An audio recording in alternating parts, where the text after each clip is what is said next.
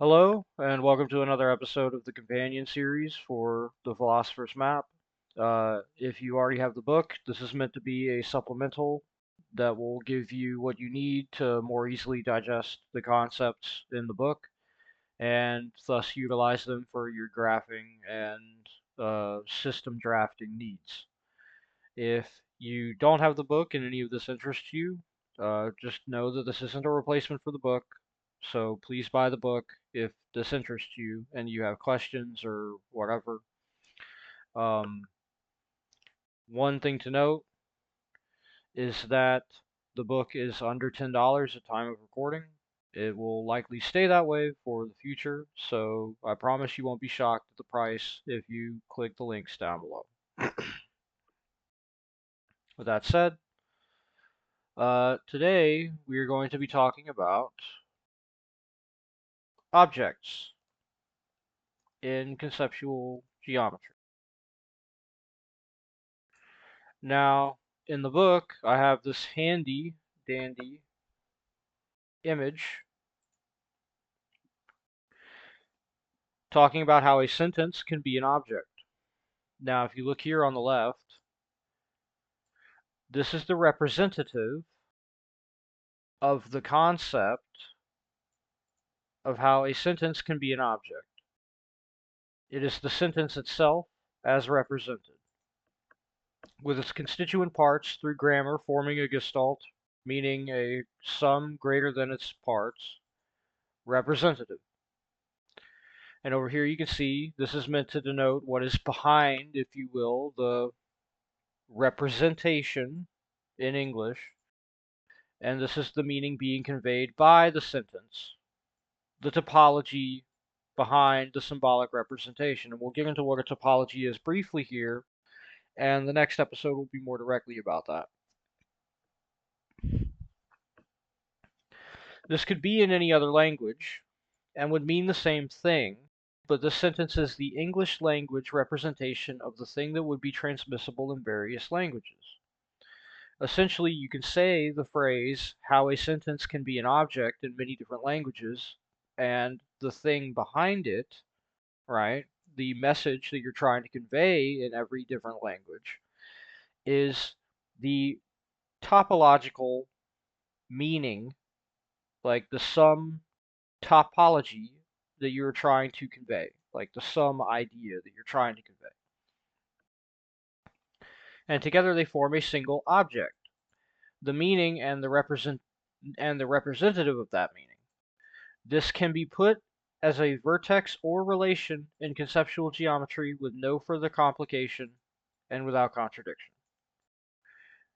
Right?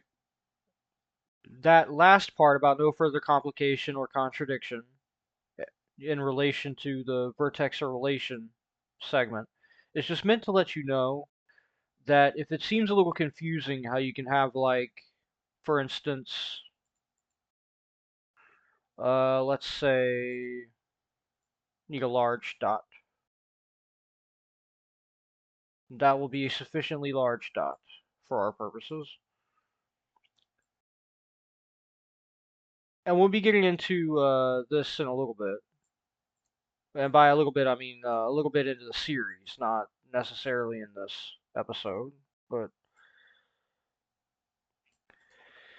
how you can have something like, uh, that's a little too large. We need to tinify that. Parrot, bird,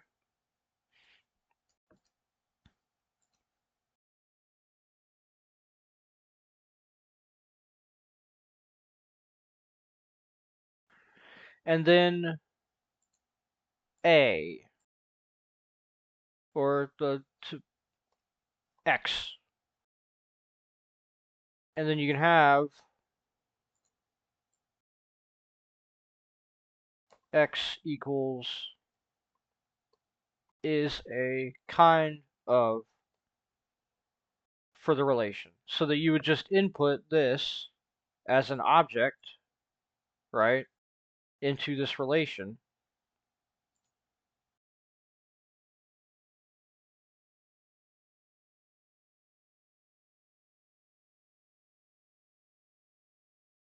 through X. Like, that's what that sentence is about, is so that you understand that you can, put like that this is a unit, that statements are units. It's not something that it's not nonsensical. This is just how this works. And that's why, is that you're carrying a package of meaning in a you're basically unwrapping the meaning and repackaging it, right?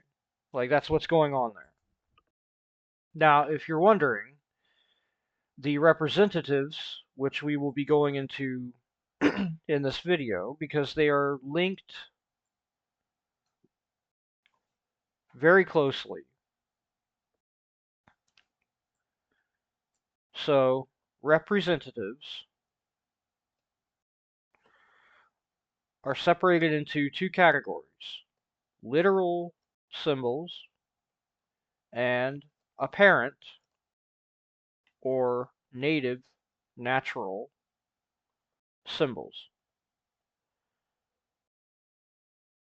Now, the thing about objects is that this is it.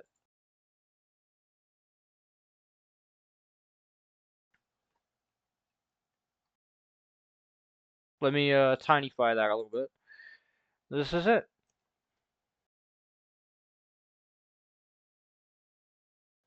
That's what you really need to know about objects, is that this is how they work. They are singular. Now, the thing is that to break this down a little bit further, that topology being talked about, well, rather, I should say, mentioned in the infographic, is actually a data point. But it's data point in a particular context differentiated from the data point of vertices in CG. This is very important to understand.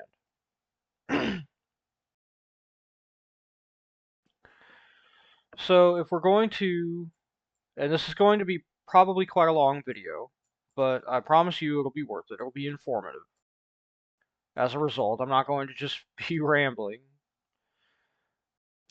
So the idea here is that, and we'll get into how vertices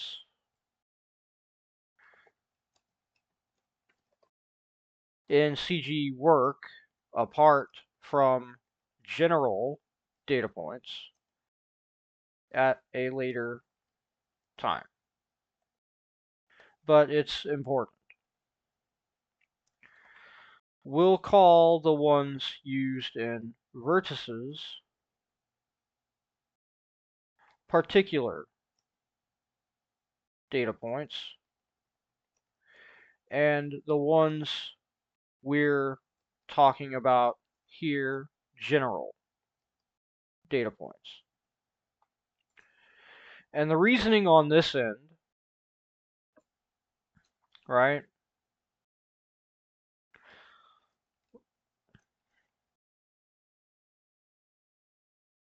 or to put it another way, in this video pertaining to the data points prior to being packaged into objects, is that they are not yet, before being packaged, and when considered as units being packaged or to be packaged,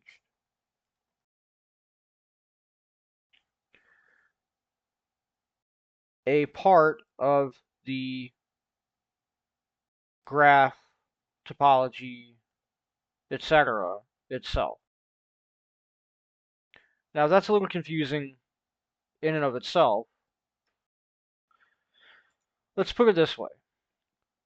We'll cover first right? What a general data point that we're talking about here is, and then we'll get the other side of it whenever we get to the video about vertices, and relations. So on this side of things, on the data point side of things, and it will be similar for the relations vertices video that we'll be splitting this down the middle, if you will. But let's consider, right, like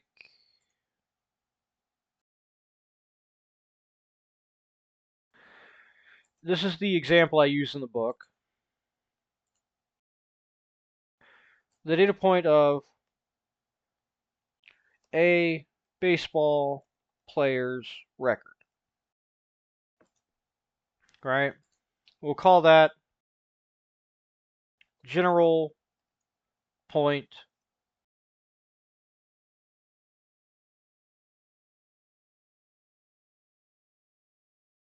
A,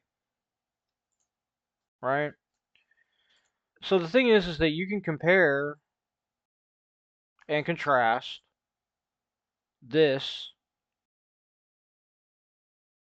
data point to another baseball player's record that we'll call general data point B, right?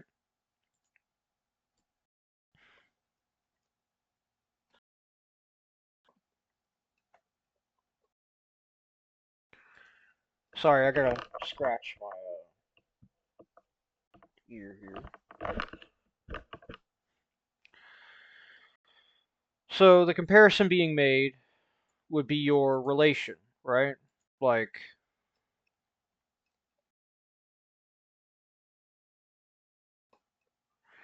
that does not always need to be the case for a relation, but it is here. Like, it doesn't always have to be a comparison or, some kind of operation directly, right? Now, the thing is that in general data point A, or that first baseball player's record, you have stuff like, uh,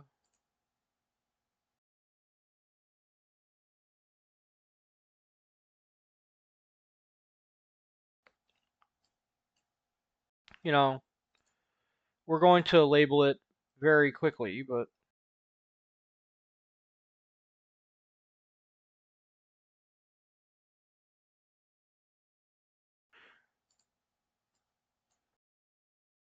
games, right? A, B, C, D, like you have all of the different games that that player has played, and that itself, really, can be within an even larger bracket, right? Of like,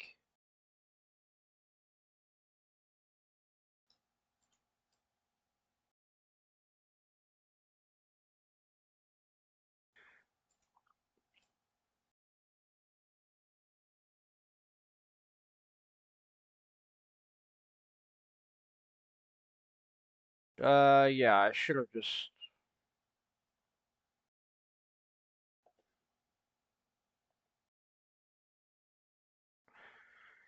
of all of those, they can each be within their own little data point. So we're seeing like the cascade of how a data point can actually contain within it various other data points. So each one of these are their own individual data points that are being expanded, right? If that makes sense. And that is all contained within, as you can see by the structure illustrating that is all contained within general data point A. And the crazy thing is that that's also the case for general data point B, right? That's what you're actually comparing here between general data point A and B is all of the varying data points and stuff in there. Now, what you call this in conceptual geometry is a topology, right?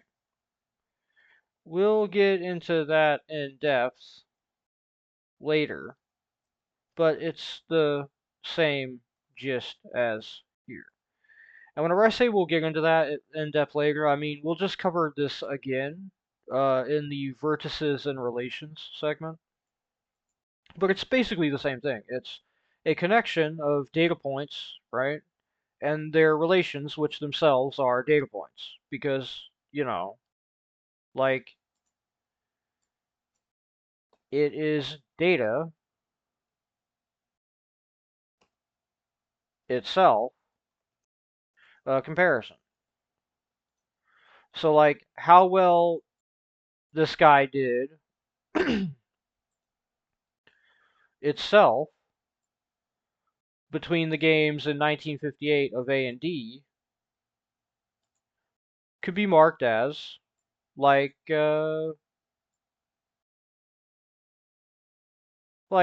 data point one of that package. Like, that's still a data point itself, that relation. Does that make sense? I hope it does. The idea being that, a relation itself is something that, and this is why up here you include objects mentally as being able to go into relations, is that despite being of data points, these topologies mixed with a representative, a relation itself, like in our original, uh, in this video, our original uh,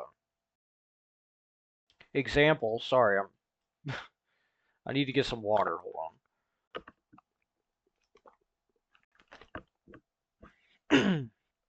Okay, but like the fact that a parrot is a kind of bird is itself a fact, right?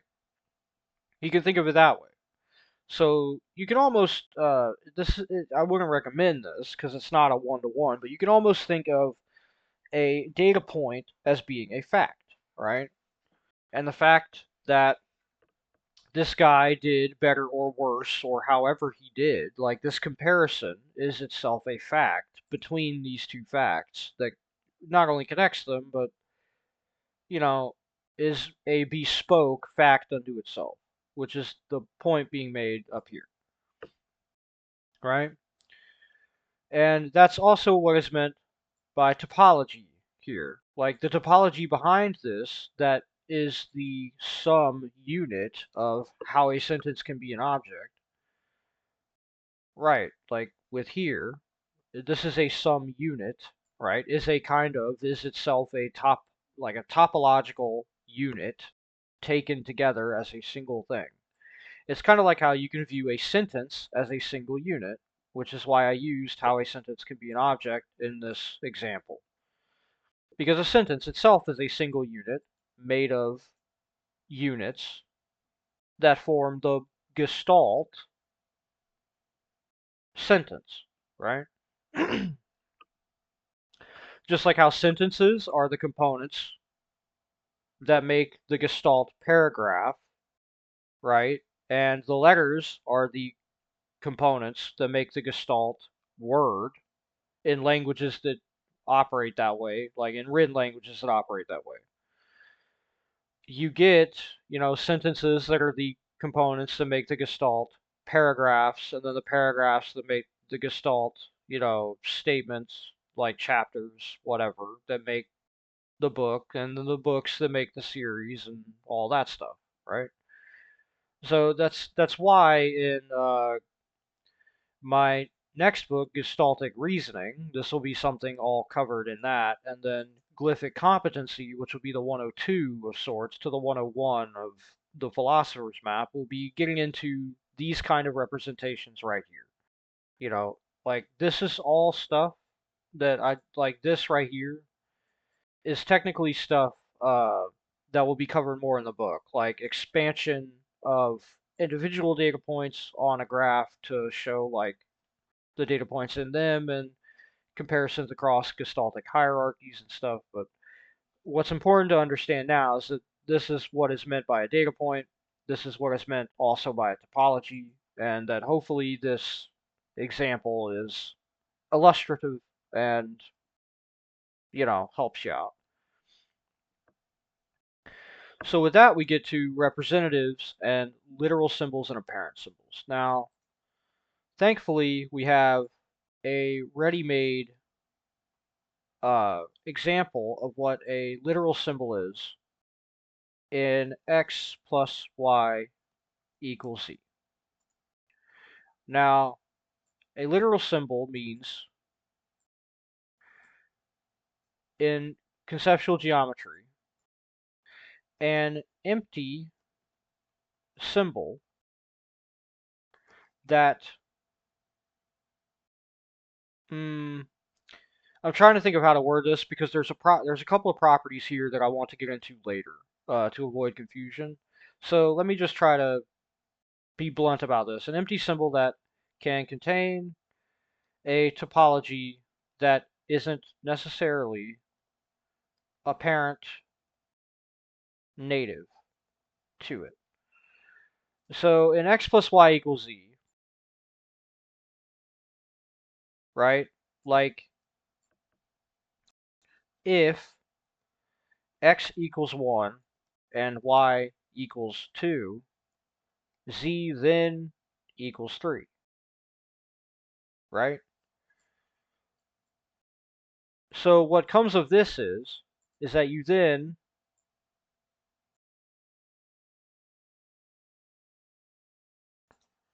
are treating x lit hold on literally as 1, y literally as 2, and 3 literally as, or rather, and z literally as 3. Hence, literal symbol. It's pretty self-explanatory whenever you look at it that way, right? Like, that's all a literal symbol is. So, like, over here, x is the literal symbol that is being packaged into, right, to make an object, right? So it's pretty simple whenever you look at it that way. Look, I know how confusing this crap can be, so I'm trying to make it as unconfusing as possible, as clear and concise as possible. Now, if you take that and that understanding, and you put it here in the meaning of an apparent, which is the word choice, I'll wait for a second. Apparent or native, natural symbol. It also just is very clear what that means because x is the natural symbol for x. 1 is the apparent symbol for 1. Bird is the English representative, apparently, for the concept of bird. And look, I'm not saying that. Okay, hold on. My ear's gonna get you again, but birds are real. I'm not saying they're all a concept.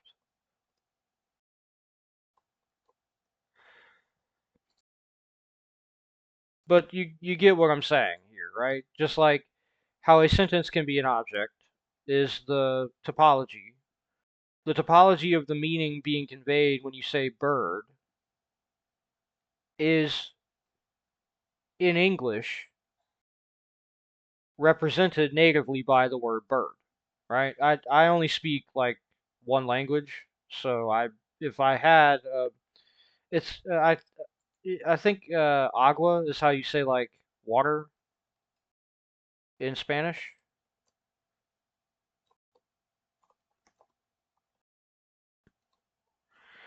So the idea here is agua equals the apparent symbol of water in Spanish.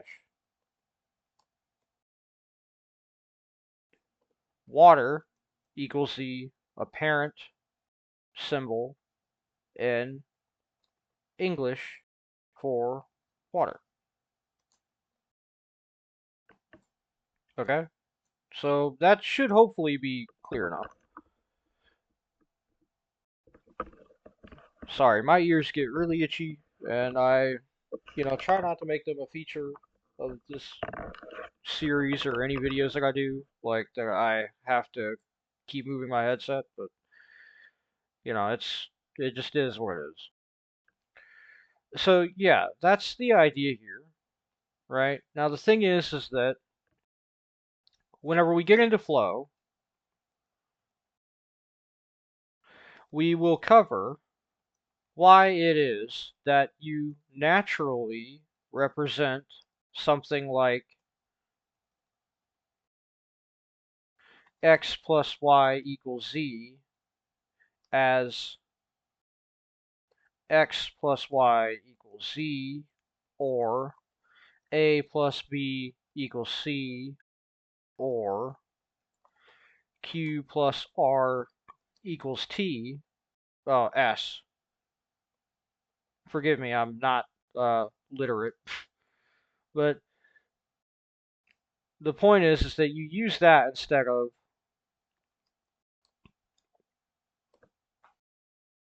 I accidentally did that, is they use that instead of, say, z plus x equals y, or c plus a equals b, or s plus q equals r, even though they don't mean anything different. Because they're all variables. They don't actually have a different meaning, so why do we order them like that naturally? We'll cover that in the flow section, just like how it's covered mostly in the flow section of the book. But there's one more thing we should cover here, briefly, and the thing is that it is an incredibly in-depth topic itself compared to the above, and what was covered here.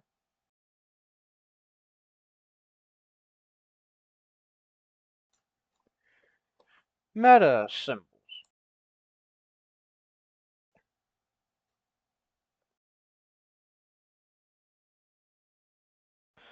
Meta symbols are what contain objects. They're the interface layer, if you will, for conceptual geometry. Literally the words you're reading on screen, the stuff on screen. So like this dot and line and boxes and everything you're seeing on screen right now are meta symbols, right? Like all of this, literally everything you're seeing on the screen right now are meta symbols. Now you may be wondering,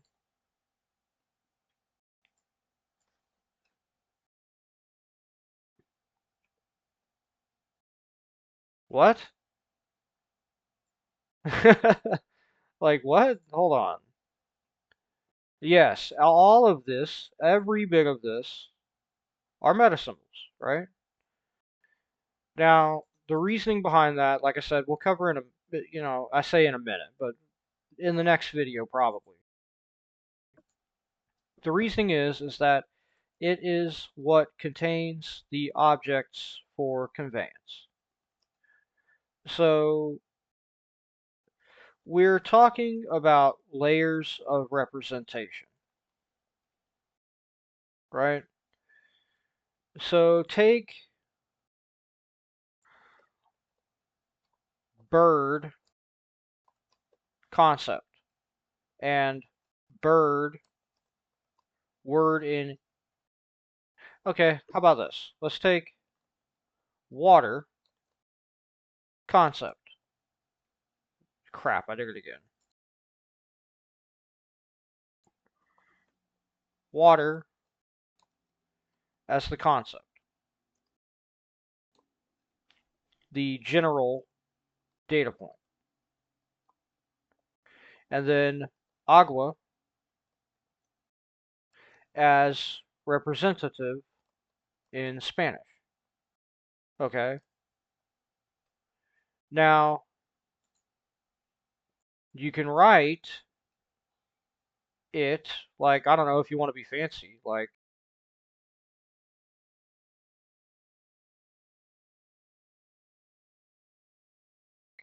agua, delicious water, right? Or you can write it as